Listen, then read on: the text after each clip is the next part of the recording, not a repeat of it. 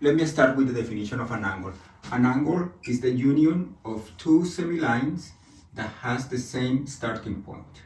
Then this is an angle.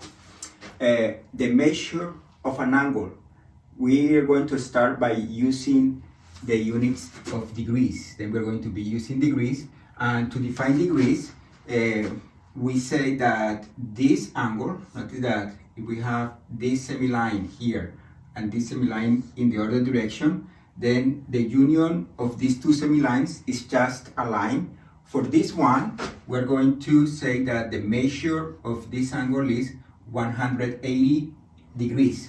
We use this symbol here, this circle, to say that it is degrees. Then, since everything is proportional, then when we have half of it, right, then this is an angle of 90 degrees. And for an angle of 90 degrees, we call that a right angle. This one is called a straight angle, an angle of 180.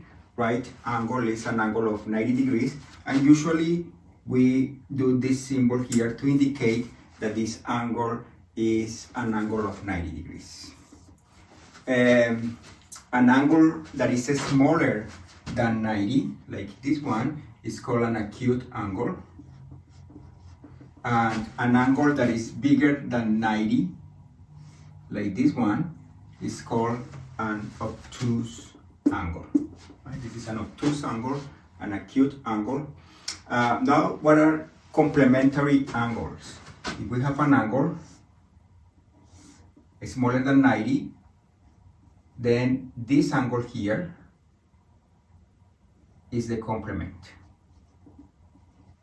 We say that these two angles are complementary, or we can say that 90 minus alpha is the complement of alpha. For example, we can say that 10 degrees and 80 degrees are complementary. Or we can say that 10 degrees is the complement of 80 degrees. Notice that the complement of 80 degrees is 10 degrees and the complement of 10 degrees is 80 degrees. We have these two words here. And for supplementary angles, they are angles that add 180. Then we have, if this is alpha, the supplement is 180 minus alpha. For example, an angle of 30 degrees and an angle of 150 degrees, they are supplementary angles.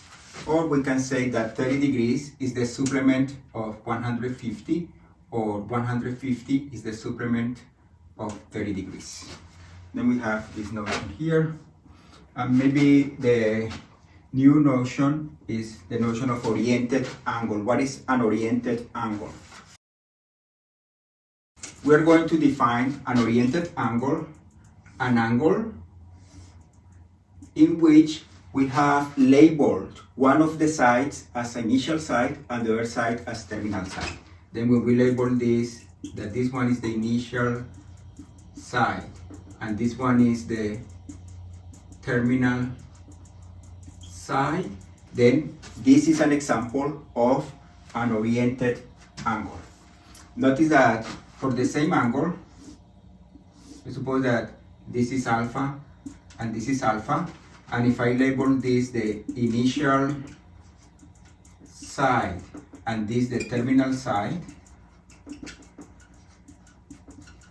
then if we view it just as angles, these two are the same, but when we see them as oriented angles, they are different. Now, how do we measure an oriented angle? The way we do it, let's suppose that this is 25 degrees. And let's suppose that this is 25 degrees. Then we say that the measure of this angle is any of these values. Since in this case, when you go from the initial side to the terminal side, you go counterclockwise. In this case, you go counterclockwise. Then we say that the measure of this oriented angle is either positive 25 degrees or 25 plus 360, 285, or 25 minus 360, and this is negative 335, or 25 plus 2 times 360, which is just 285 plus 360.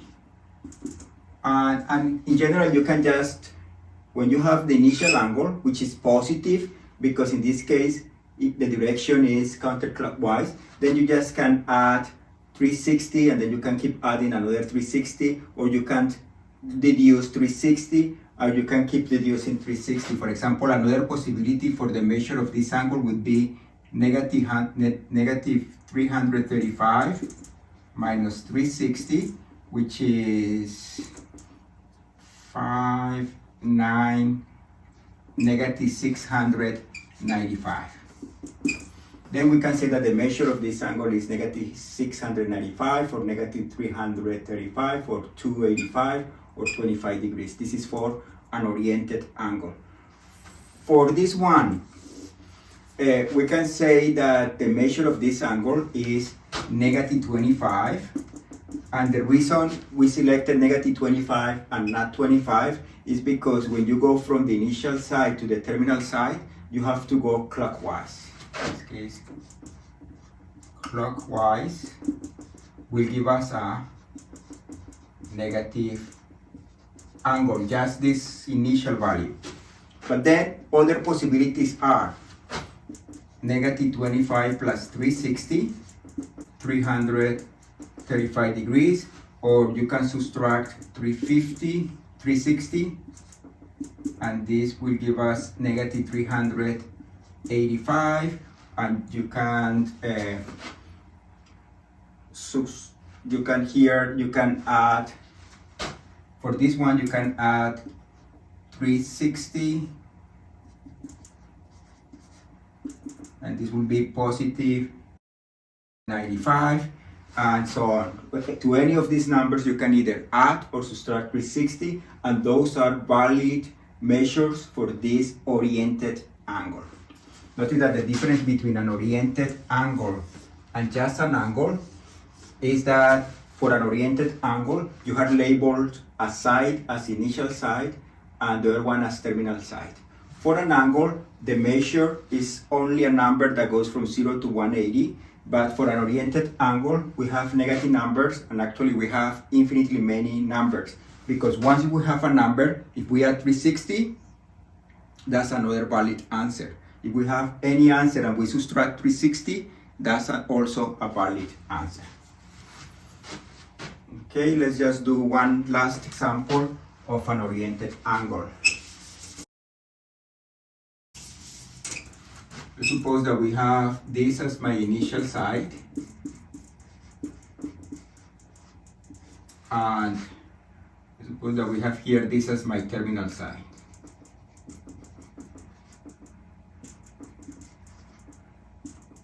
Then if we think of this just as an angle, then let's suppose that just as an angle this is 120 degrees. But then the measure of this oriented angle is either negative 120 degrees, because when you go from the initial side to the terminal side, you have to go clockwise, then this is one possibility, or you can say negative 120 plus 360, and this is 240 degrees, or you can do negative 120 degrees minus 360, and this is negative 480 degrees. and you can keep adding 360 to this one, or you can keep subtracting 360 to this one, and all of these are valid answers for the measure of the oriented angle when you visualize this as an oriented angle. Okay, this is it for this lecture 1 of trigonometry.